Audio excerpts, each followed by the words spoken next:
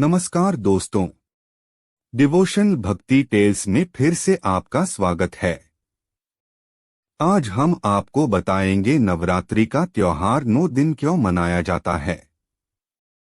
तो आइए चलते हैं बताते हैं। जब भी बात नवरात्र की आती है तो हमारा दिमाग पाठ पूजा, देवी माँ की अर्चना आरती तक ही सीमित रह जाता है। लेकिन क्या आप जानते हैं कि नवरात्र का त्योहार क्यों मनाया जाता है? इसकी मान्यता क्या है? नवरात्रि एक महत्वपूर्ण प्रमुख त्योहार है जिसे पूरे भारत में महान उत्साह के साथ मनाया जाता है। नवरात्रि हिंदुओं का एक प्रमुख पर्व है। नवरात्रि एक संस्कृत शब्द है जिसका अर्थ होता है 9 रातें। इन 9 रातों और 10 दिनों में शक्ति या देवी के 9 रूपों की पूजा की जाती है। 10वां दिन दशहरा के नाम से प्रसिद्ध है। नवरात्रि के 9 रातों में 3 देवियों महालक्ष्मी, महासरस्वती या सरस्वती और महाकाली के 9 स्वरूपों की पूजा होती है, जिनके नाम है मां शैलपुत्री। मां दुर्गा के पहले अवतार का नाम मां शैलपुत्री है।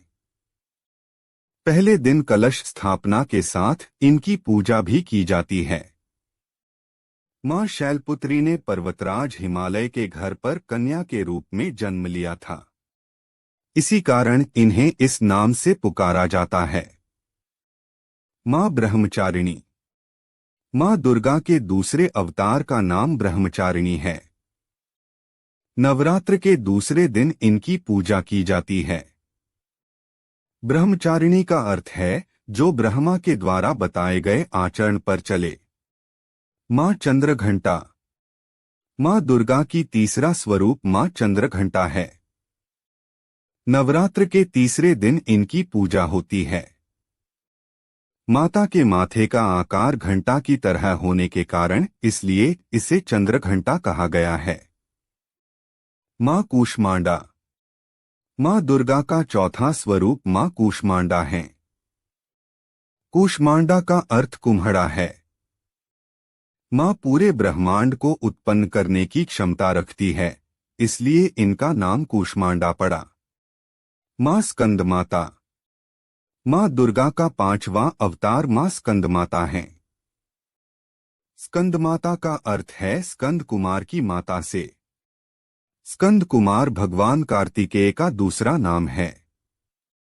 इसी कारण वह स्कंदमाता के गोद में बैठे हुए दिखाई देते हैं। मां कात्यायनी। मां दुर्गा का 6ठा अवतार मां कात्यायनी है। कात्यायनी ऋषि कात्यायन की पुत्री हैं। कात्यायन ऋषि ने मां दुर्गा की बहुत तपस्या की थी और उन्हें प्रसन्न करके ऋषि ने वरदान में मांग लिया कि देवी दुर्गा उनके घर पुत्री के रूप में जन्म लें। इस कारण इनका नाम कात्यायनी पड़ा। मां कालरात्रि। मां दुर्गा का 7वां स्वरूप मां कालरात्रि हैं। नवरात्र के 7वें दिन इनकी पूजा की जाती है। अलौकिक शक्तियों, तंत्र सिद्धि, मंत्र सिद्धि के लिए इन देवी की उपासना की जाती है। मां महागौरी। मां दुर्गा का 8वां अवतार मां महागौरी हैं। नवरात्र के 8वें दिन यानी दुर्गाष्टमी के दिन इनकी पूजा की जाती है। पार्वती का सबसे उत्कृष्ट स्वरूप है। माता पार्वती ने भगवान शिव को पति रूप में पाने के लिए कठोर तप किया तो उनका शरीर काला पड़ गया था। तब वह महागौरी कहलाई। मां सिद्धिदात्री। मां दुर्गा का 9वां अवतार मां सिद्धिदात्री हैं। मां कालरात्रि का स्वरूप देखने में अत्यंत भयानक है, लेकिन मां हमेशा शुभ फल देने वाली मानी जाती हैं। इसलिए इन्हें शुभकरी भी कहा जाता है। हमारे भक्ति चैनल डिवोशन भक्ति टेल्स को सब्सक्राइब करें, बेल आइकॉन घंटी का बटन दबाएं। तो चलिए बताते हैं। सदियों से हम नवरात्र का त्योहार मनाते आ रहे हैं, व्रत रखते आ रहे हैं। देश के अलग अलग हिस्सों में अलग अलग तरीकों से इस त्योहार को मनाया जाता है।